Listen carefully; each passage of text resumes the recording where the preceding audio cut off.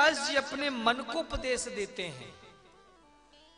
पायन के ही गते पतित पावन, राम भज सुनु सठ मना। गणिका अजामिल व्याधि गिध, खल तारे विधि मना। तो तुलसीदास जी महाराज अपने मन को उपदेश देते हैं और यह मन ही उनका सुनता है। तुलसीदास जी ने सबकी स्तुति की, सबको प्रणाम किया, मूर्खों को भी प्रणाम किया। 3 प्रकार के मूर्ख पाए जाते हैं। सठ पहले नंबर पे, दूसरे नंबर पे आता है खल, और तीसरे नंबर पे आता मूर्ख। ये 3 होते हैं। दुष्टों की गणना में इन तीनों का जिक्र किया गया है। सठ कौन है? बोले जो सठ होता है ना, तो सठ सुधर ही सत्संग के पाई, उनको लेकर कथा में आओ तो सत्संग से सुधर जाते हैं। दूसरे नंबर पे आते हैं खल। खल कैसे सुधरते हैं? बोले खल उतनी देर के लिए सुधरते हैं जितनी देर तक सत्संग हो। जब तक तुम उन्हें प्रवचन दोगे, हाँ जी करते रहेंगे, फिर जाते ही 84 के चक्कर शुरू हो जाता है। तो खल उतनी ही देर के लिए सुधरता जितनी देर तक कथा सत्संग में आया, आप उसको जितनी देर तक समझाओगे।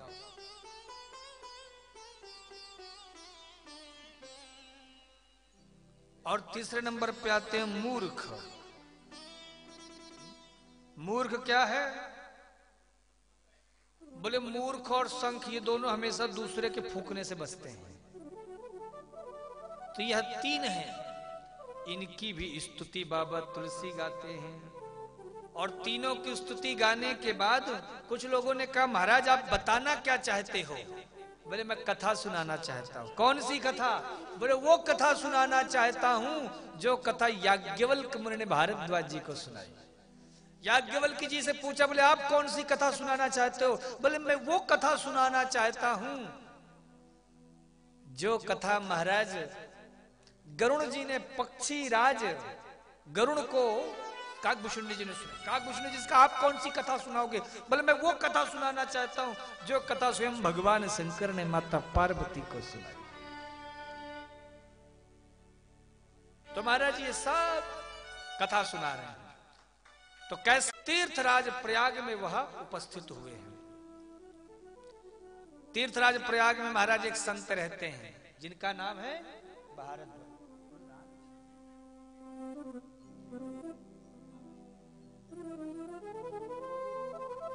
बड़ा सुंदर भाव।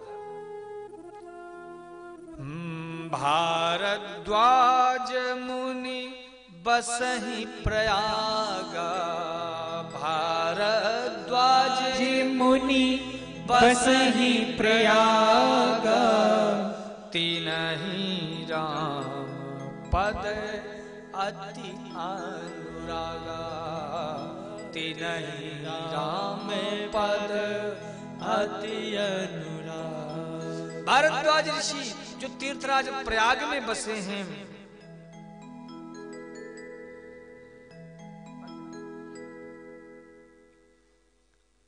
और महाराज जब सूर्य मकर राशि पर आते हैं तब प्रयागराज में कुंभ आता है। अभी जैसा आने वाला है। और अभी तो महाराज अगले साल 2025 में महाकुंभ आ रहा है। कहां? तीर्थराज प्रयाग में। 12 वर्षों में जो एक बार आता है। तो आप लोग भी सब जरूर, तीर्थराज प्रयाग सभी तीर्थों का राजा है। और जब महाकुंभ आता है तो सब दूर दराज से लोग महाराज वहां शाही स्नान इत्यादि करने के लिए जाते हैं। कई लोग तो कल्पवास भी करते हैं। पूरे महाराज जब तक कुंभ रहेगा तब तक वो वहीं रहते हैं। और इस महाकुंभ में हम भी वहां पे टेंट इत्यादि लगा करके पूरा जो है कल्प भर वास करेंगे। तो जो लोग को अगर कल्पवास करना भी हो या किसी को प्रयागराज में आना हो शाही स्नान में, गंगा स्नान में, ये त्रिवेणी में, तो आप सब आ सकते हैं। तो सभी संतगण महाराज तीर्थराज प्रयाग में कुंभ में पहुंचते हैं। बाबा तुलसी गाते हैं, जाग बलिक मुनि परम विवेकी, जाग बलिक मुनि परम विवेकी, भारद्वाज राखे पद टेकी, भारद्वाज राखे पद टेकी। याज्ञवल्क्य ऋषि महाराज एक संत है, वह भी आए हैं। सब संतों ने महाराज पूरे माघ में स्नान किया। माघ में स्नान करने के बाद जब सब संत चलने लगे तो इतने में भारद्वाज जी ने चरण पकड़ लिया।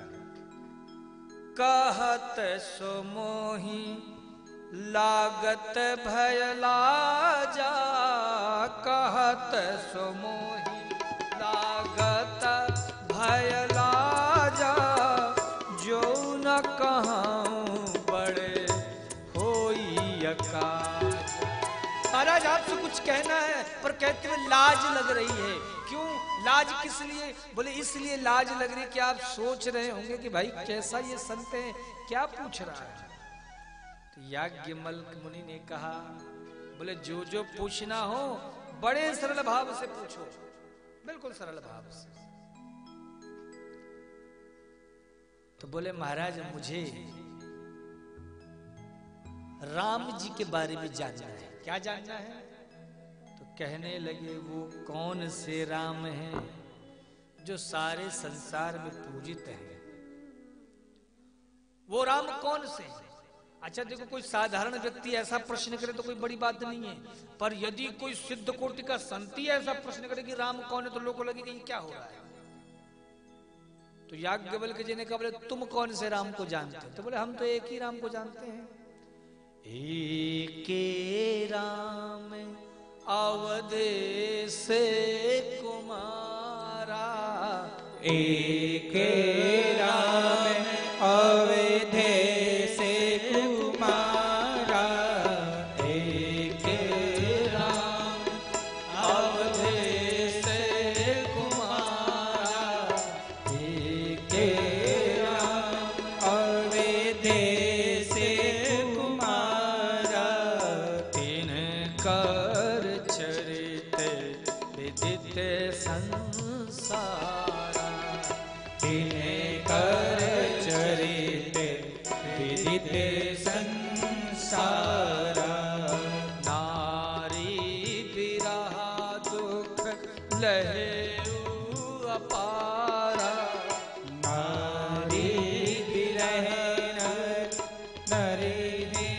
अपारा, भयाउरु सुरन रावण मारा, भयउरु से अति रावण मारा। बोले हमने तो एक राम के बारे में सुना है जो अयोध्या के नरेश राजा दशरथ के पुत्र हैं। बोले उनके चरित्र में तो हमें कोई ऐसी विशेषता नहीं झलकती है। वह तो महाराज हमने इतना ही उनके बारे में सुना है, दशरथ के पुत्र थे, मिथिला में सीता से ब्याह हुआ था, 14 वर्ष का वनवास लेकर वन को गए तो उसी समय महाराज पत्नी का हरण हो गया तो क्रोध करके रावण को मारा। तो राम के चरित्र में तो हमें दो ही वस्तुओं का प्रवेश दिखता है। एक पत्नी के प्रति इतना प्रेम था कि महाराज उसके लिए 7 समुद्र पार कर गए, और दूसरा उनका क्रोध दिखा जैसे उन्होंने रावण को मार दिया। तो ऐसा कुछ विशेषता तो नजर नहीं आ रही। तो वो कौन से राम हैं जो राम शंकर के हृदय में निरंतर हंस रूपी सरोवर में महाराज विहार करते रहते, हृदय रूपी सरोवर में? वो कौन से राम है? याज्ञवल्क्य मुनि प्रसन्न हो गए। बोले मैं तुम्हारी बात समझ रहा हूं, चाहूं सुनहि राम गुण गूढ़ा। तुम राम जी का गुण गूढ़ समझना चाहते हो। और इसलिए साधारण मनुष्य जैसे प्रश्न कर रहे हो, चतुराई तुम्हारी मैं जानी, मैंने तुम्हारी चतुरता जान ली है, मैं तुम्हें समझ गया हूं और तुम्हारे भावों को भी बहुत अच्छे से समझ लिया हूं। राम कौन?